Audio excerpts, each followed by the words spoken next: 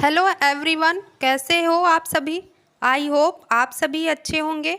तो गाइस, आज हम लोग डीएलएड थर्ड सेमेस्टर के बच्चों के लिए राजन सीरीज को सॉल्व करने वाले हैं। जो भी बच्चे थर्ड सेमेस्टर के हैं वो लोग इस सीरीज को ज़रूर देखिएगा, क्योंकि सीरीज से क्वेश्चन आपको एग्ज़ाम में ज़रूर देखने को मिलते हैं। आप लोग पूरी क्लास को देखिएगा, काफ़ी महत्वपूर्ण क्लास होने वाली है।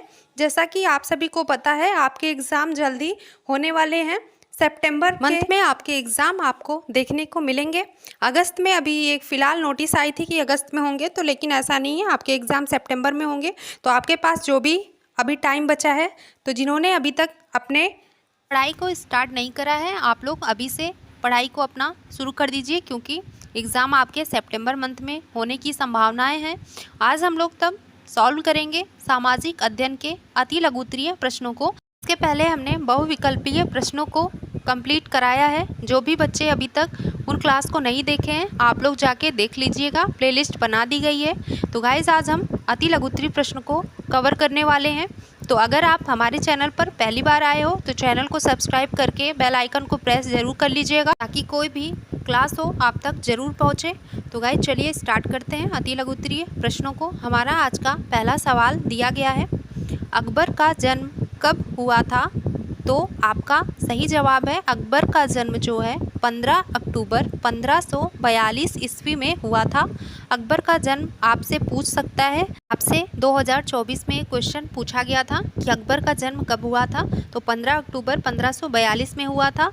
और एक क्वेश्चन भी आपसे पूछ सकता है कि अकबर का जन्म कहाँ पर हुआ था।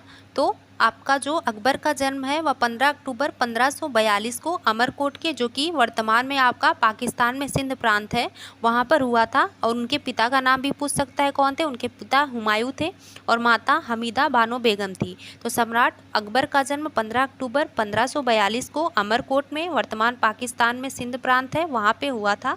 उनके पिता जो थे हुमायूं थे और माता हमीदा बानो बेगम थी। इम्पॉर्टेंट है, याद रखिएगा। नेक्स्ट है, किस मुगल बादशाह के काल में चित्रकला का उत्कर्ष हुआ था। तो जहांगीर जो था, इसके काल में चित्रकला का उत्कर्ष हुआ था। चित्रकला जो थी चरमोत्कर्ष पर थी, किसके काल में, जो जहांगीर था। नेक्स्ट है, सत्यार्थ प्रकाश नामक पुस्तक की रचना किसने की थी। तो सत्यार्थ प्रकाश जो पुस्तक है, इसकी रचना जो थी दयानंद सरस्वती ने किया था। किसने, दयानंद सरस्वती ने। इम्पॉर्टेंट है, इसको याद रखिएगा। नेक्स्ट है, कनाडा के उत्तरी भाग में निवास करने वाली प्रजाति कौन सी है। तो कनाडा के उत्तरी भाग में मुख्य रूप से आपका यूनिट होता है। यूनिट और फर्स्ट नेशंस नाम की दो प्रमुख जनजातियां हैं जो कि निवास करती हैं। इनुइट लोग जो होते हैं पारंपरिक रूप से आर्कटिक और उप आर्कटिक क्षेत्र में रहते हैं, और जबकि आपका फर्स्ट नेशंस कनाडा के विभिन्न हिस्सों में फैले हैं। तो आप इसमें किसी एक का भी लिख सकते हैं। कनाडा के उत्तरी भाग में मुख्य रूप से आपके यूनिट लोग जो निवास करते थे, यानी कि यूनिट जनजाति आपकी कनाडा के उत्तरी भाग में निवास करने वाली प्रजाति है। नेक्स्ट क्वेश्चन, रानीगंज कोयला खान किस राज्य में स्थित है। तो रानीगंज कोयला खान मुख्य रूप से पश्चिम बंगाल के पश्चिम वर्धमान जिले के आसनसोल और दुर्गापुर उपखंड में स्थित है। तो यानी रानीगंज कोयला खान जो है किस राज्य में है। तो आप डायरेक्ट इसका पश्चिम बंगाल लिख सकते हैं, फुल मार्क्स आपको मिल जाएगा। ये सभी आपके जितने भी क्वेश्चन हैं PYQ हैं, इसमें से आपके कई क्वेश्चन रिपीट भी हुए हैं। तो आपको पता होना चाहिए कि आपके राजन सीरीज जो भी है, इससे क्वेश्चन आपको ज़रूर देखने को मिलेंगे। अभी इसमें जितने भी क्वेश्चन है सभी इंपॉर्टेंट है, बिल्कुल भी आप लोग स्किप ना करिएगा। सभी क्वेश्चन को अच्छे से देखिएगा, याद करिएगा। तो चलिए आगे का क्वेश्चन देखते हैं। भारत में हरित क्रांति की शुरुआत कब हुई थी। तो भारत में हरित क्रांति की शुरुआत 1966 से 1967 में हुई थी। आपसे ये भी क्वेश्चन कर सकता है कि भारत में हरित क्रांति की शुरुआत किसने करी थी। आपके डॉक्टर MS स्वामीनाथन थे, इन्होंने भारत में हरित क्रांति की शुरुआत करी थी। इस क्वेश्चन को याद रखिएगा, इंपॉर्टेंट क्वेश्चन है। अगला देखते हैं, राष्ट्रपति राज्यसभा में कितने सदस्यों को मनोनीत कर सकता है। तो भारत का राष्ट्रपति जो है राज्यसभा के लिए कुल 12 सदस्यों को मनोनीत कर सकता है। कितने सदस्यों को, 12। नेक्स्ट है, लोकसभा की सदस्यता के लिए उम्मीदवार की आयु कितनी होनी चाहिए। तो लोकसभा की सदस्यता के लिए जो उम्मीदवार है इसकी आयु 25 वर्ष होनी चाहिए। कितनी, 25 वर्ष। नेक्स्ट है, क्षेत्रीय ग्रामीण बैंक की स्थापना कब हुई थी। तो क्षेत्रीय ग्रामीण बैंक की स्थापना 26 सितंबर 1975 को हुई थी। नेक्स्ट क्वेश्चन है आपका, भारत का उच्चतम न्यायालय कहाँ पर स्थित है? तो भारत का उच्च न्यायालय आपका 1958 ईस्वी में तिलक मार्ग जो नई दिल्ली है वहाँ पर स्थित था, जो कि अब वर्तमान भवन में स्थानांतरित होने से पहले आपके पुराने संसद भवन में था। तो भारत का उच्चतम न्यायालय आपका कहाँ स्थित है? तिलक मार्ग नई दिल्ली। नेक्स्ट है, निर्यात से क्या अभिप्राय है? तो किसी देश से किसी दूसरे देश को माल या सेवा भेजना आपका निर्यात कहलाता है। अगर हम किसी देश से किसी दूसरे देश को अगर हम कोई माल या सेवा भेजते हैं तो उसे ही हम क्या कहते हैं? निर्यात कहते हैं। अगला देखते हैं, राजस्व से आप क्या समझते हैं? तो राजस्व का आशय क्या है? किसी कंपनी को माल या सेवाओं की बिक्री से मिलने वाली कुल आय आपकी राजस्व कहलाती है। यानी किसी कंपनी को माल या सेवा जो है उसकी बिक्री से जो मिलने वाली आय है कुल, वही आपका राजस्व है। नेक्स्ट देखते हैं, नाबार्ड से क्या अभिप्राय है? तो नाबार्ड का फुल फॉर्म जानिए, राष्ट्रीय कृषि और ग्रामीण विकास बैंक, और इंग्लिश में national bank for agriculture and rural development. आपका जो है नाबार्ड का फुल फॉर्म है, या क्या है? भारत का एक शीर्ष विकास बैंक है जो कृषि और ग्रामीण विकास के लिए काम करता है। तो इसको याद रखिएगा, इंपॉर्टेंट है। यह भारत का एक शीर्ष विकास बैंक है जो कृषि और ग्रामीण विकास के लिए काम करता है। इसका फुल फॉर्म हिंदी में राष्ट्रीय कृषि और ग्रामीण विकास बैंक, नहीं तो नाबार्ड का फुल फॉर्म इंग्लिश में क्या है? National bank for agriculture and rural development. इसको याद रख लीजिएगा क्योंकि क्वेश्चन आया है, 2024 में पूछा गया है। अगला है, संसद के 3 अंग कौन कौन से हैं? तो लोकसभा, राज्यसभा और राष्ट्रपति आपके 3 अंग हैं संसद के। नेक्स्ट है, अकबर ने किस धर्म की स्थापना की? तो अकबर ने दीन ए इलाही धर्म की स्थापना की थी। कौन से? दीन ए इलाही धर्म की। अगला सवाल है, वन से प्राप्त होने वाले 2 अप्रत्यक्ष लाभ लिखिए। तो वन जो होते हैं वायुमंडल में कार्बन डाइऑक्साइड की सांद्रता को बढ़ने नहीं देते हैं, आपका पहला लाभ है अप्रत्यक्ष लाभ जिसे कहते हैं। और दूसरा, वन बादलों को अपनी ओर आकृष्ट करके जल वृष्टि कराने में सहायक होते हैं। तो दोनों को याद रखिएगा, दोनों आपके वन से प्राप्त होने वाले अप्रत्यक्ष लाभ हैं। अगला है, जनहित याचिका क्या है? तो जनहित याचिका भारतीय कानून में सार्वजनिक हित की रक्षा के लिए मुकदमे का प्रावधान है। ये इसको साधारण शब्दों में जानते हैं। आपका जो जनहित याचिका है एक आपका कानूनी प्रक्रिया है जिसके तहत आपका कोई भी व्यक्ति या संगठन हो वह किसी सार्वजनिक हित के मामले में अगर अदालत में मुकदमा दायर करना चाहता है तो वह कर सकता है, चाहे वह व्यक्ति सीधे तौर पे उस मामले से भले प्रभावित ना हो। यानी कि अदालत में मुकदमा कोई सार्वजनिक हित के मामले में दायर कर सकता है, चाहे वह व्यक्ति जो हो सीधे तौर पर उस मामले से कोई भी उसका मतलब संबंध ना प्रभावित ना हो। याद रखिएगा, इंपॉर्टेंट क्वेश्चन है। अगला क्वेश्चन देखते हैं हम लोग, संसार का सबसे छोटा महाद्वीप कौन सा है? यानी छोटे महाद्वीप का नाम बताइए। तो संसार का आपका सबसे छोटा महाद्वीप ऑस्ट्रेलिया महाद्वीप है। कौन सा? ऑस्ट्रेलिया महाद्वीप सबसे छोटा महाद्वीप है। नेक्स्ट क्वेश्चन है, नीति आयोग का पदेन अध्यक्ष कौन होता है? नीति आयोग का पदेन अध्यक्ष आपके प्रधानमंत्री। कौन प्रधानमंत्री होता है नीति आयोग का पदेन अध्यक्ष? नेक्स्ट है, टैगा प्रदेश में किस प्रकार के वन पाए जाते हैं? तो टैगा प्रदेश में आपके कोड़धारी वन पाए जाते हैं। कैसे वन? कोड़धारी। आगे है, कर की 2 विशेषताएं बताइए। 21 नंबर क्वेश्चन है आपका, कर की 2 विशेषता बताओ। तो कर जो होता है वह किसी विशेष सेवा के लिए लिया जाने वाला शुल्क है। क्या है? कर किसी विशेष सेवा के लिए लिया जाने वाला शुल्क है। अगला है, करों से प्राप्त आय जनता के हित में खर्च की जाती है। तो कर जो दिया जाता है उससे जो आय प्राप्त होती है वह जनता के हित में ही खर्च की जाती है। तो आपकी ये हो गई कर की 2 विशेषताएं। हमारा नेक्स्ट क्वेश्चन देखते हैं, ई बैंकिंग का क्या अर्थ है? तो ई बैंकिंग आपका जो है ऐसा बैंकिंग व्यवसाय है जो इलेक्ट्रॉनिक पद्धति के माध्यम से कार्य करता है। तो ई बैंकिंग से अभिप्राय ऐसे बैंकिंग व्यवसाय से है जो इलेक्ट्रॉनिक पद्धति के माध्यम से कार्य करता है। इसको याद रखिएगा, अगर आपसे पूछेगा ई बैंकिंग का क्या अर्थ है तो इस डिफिनीशन को आप लिख दीजिएगा। आगे है, भूमि विकास बैंक की स्थापना कब हुई थी? तो 1968 में। कब? 1968 में भूमि विकास बैंक की स्थापना हुई थी। अगला क्वेश्चन है, सहारा मरुस्थल किस महाद्वीप में स्थित है? तो सहारा मरुस्थल अफ्रीका महाद्वीप में स्थित है जो कि अफ्रीका के उत्तरी भाग में अटलांटिक महासागर से लाल सागर तक 5600 किलोमीटर की लंबाई तक, सूडान के उत्तर तथा एटलस पर्वत के दक्षिण तक 1300 किलोमीटर की चौड़ाई में फैला हुआ है। तो इसके बारे में थोड़ा सा डिटेल सा दिया है, लेकिन आप अगर चाहे तो इसको अब जो अफ्रीका महाद्वीप है इतना तक ही लिख सकते हैं कि सहारा मरुस्थल अफ्रीका महाद्वीप में स्थित है। इतने से आपको पूरा मार्क्स मिल जाएगा, ज़रूरी नहीं है इतना लिखें।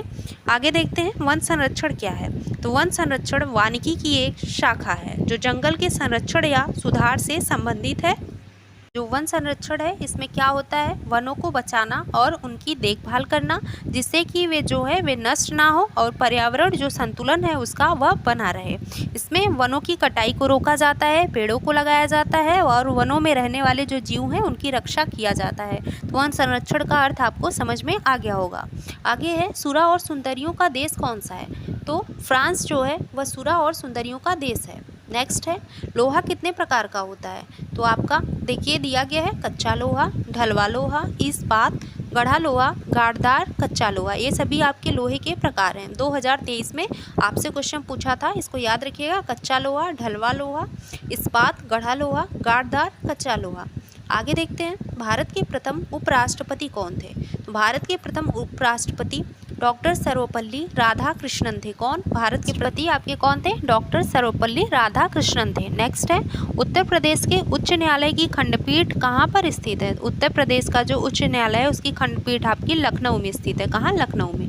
अगला है राष्ट्रपति के निर्वाचक मंडल में मतदाता कौन होते हैं। तो संसद के दोनों सदनों के निर्वाचित सदस्य और राज्यों की विधानसभाओं के निर्वाचित सदस्य आपके राष्ट्रपति के निर्वाचक मंडल में मतदाता होते हैं। कौन, संसद के दोनों सदनों के निर्वाचित सदस्य तथा राज्यों की विधानसभाओं के निर्वाचित सदस्य आपके राष्ट्रपति के निर्वाचक मंडल में मतदाता होते हैं। आगे है उत्तर प्रदेश में जनपदों की संख्या कितनी है। तो 75 दिया गया है, उत्तर प्रदेश में जनपदों की संख्या है। नेक्स्ट है न्यायालय के प्रकार कौन कौन से हैं। तो जनपद स्तरीय न्यायालय, उच्च न्यायालय, उच्चतम न्यायालय आपके न्यायालय के प्रकार हैं। कौन, जनपद स्तरीय न्यायालय, उच्च न्यायालय, उच्चतम न्यायालय आपके न्यायालय के प्रकार दिए गए हैं। नेक्स्ट देखते हैं उपराष्ट्रपति के विषय में आप क्या जानते हैं। तो उपराष्ट्रपति के बारे में पूछा गया है। तो उपराष्ट्रपति जो होता है इसका कार्यकाल 5 वर्ष का होता है। संविधान के अनुच्छेद आपके 6 के अनुसार भारत का एक उपराष्ट्रपति होगा। तो संविधान का अनुच्छेद 6 क्या कहता है कि भारत का एक उपराष्ट्रपति होगा।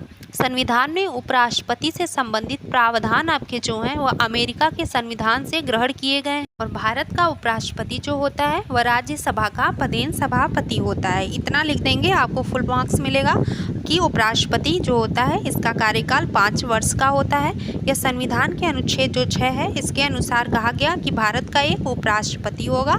संविधान में जो उपराष्ट्रपति है इससे संबंधित प्रावधान आपके अमेरिका के जो संविधान है वहाँ से ग्रहण किया गया है। और इसमें कहा गया भारत का उपराष्ट्रपति जो है, भारत का उपराष्ट्रपति राज्यसभा का सभापति होता है। तो इतना लिखेंगे आपका जो है आपको पूरा मार्क्स मिलेगा। आगे है जेबी वीटो शक्ति के बारे में आप क्या जानते हैं। तो जेबी वीटो शक्ति है क्या, राष्ट्रपति की किसी विधेयक पर अनुमति देने अथवा ना देने के निर्णय लेने का अभाव होने के कारण राष्ट्रपति जो जेबी वीटो है इसका प्रयोग कर सकता है। यानी राष्ट्रपति किसी विधेयक पर अगर अनुमति देता है या ना देने के निर्णय लेने का अभाव है तो इसके कारण राष्ट्रपति जेबी वीटो का प्रयोग करेगा।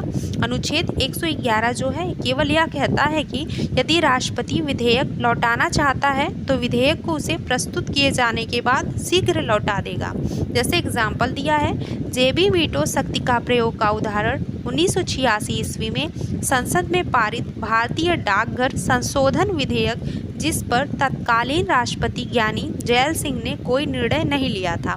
तो इसको आप आई होप समझ गए होंगे। आगे देखते हैं उच्चतम न्यायालय के कोई 4 कार्य बताइए। तो उच्चतम न्यायालय का कार्य क्या क्या है चलिए जानते हैं।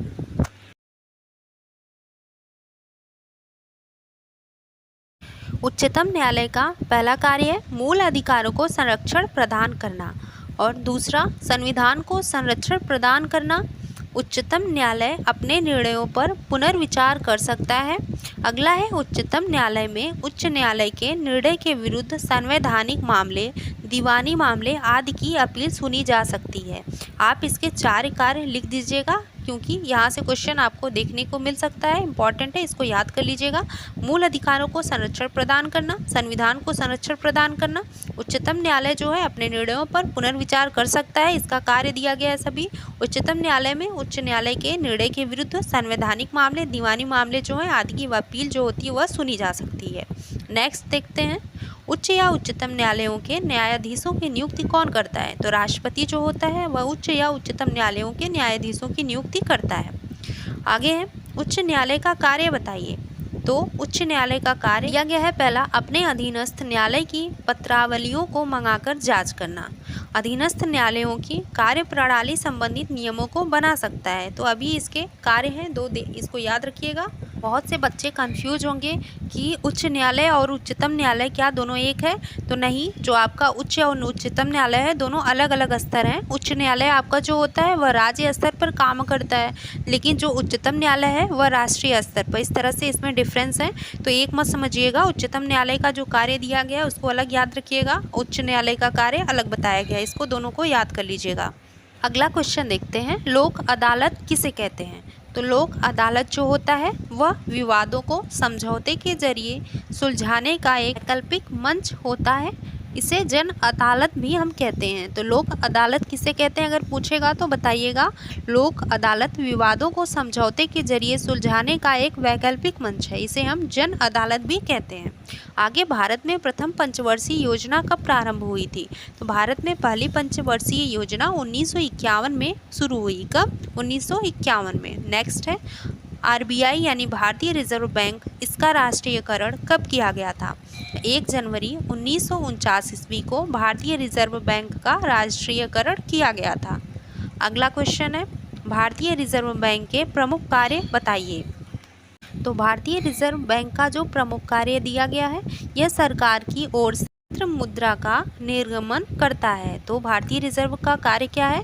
यह सरकार की ओर से पत्र मुद्रा जो है उसका निर्गमन करता है और यह विनिमय दर में स्थिरता बनाए रखता है। अगला, मुद्रा एवं साख पर नियंत्रण रखता है और यह बैंकों का वह बैंक है, इसलिए इसे अंतिम ऋणदाता के रूप में यह कार्य करता है और यह बैंकों को समाशोधन गृह की सुविधाएं प्रदान करता है। तो इस तरह से आपके 5 जो हैं कार्य हैं, इसको आप लोग याद कर लीजिएगा। आगे देखते हैं, भारत की मौद्रिक नीति का नियंत्रक कौन है? तो आरबीआई यानी भारतीय रिजर्व बैंक भारत की मौद्रिक नीति का नियंत्रक है। नेक्स्ट है, भारत में विदेशी विनिमय पर नियंत्रण कौन सा बैंक करता है?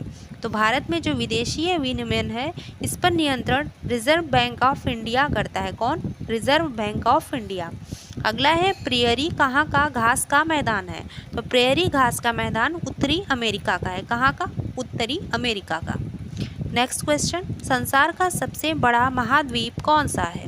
तो संसार का सबसे बड़ा महाद्वीप एशिया महाद्वीप है और सबसे छोटा अभी हमने पीछे देखा ऑस्ट्रेलिया महाद्वीप है।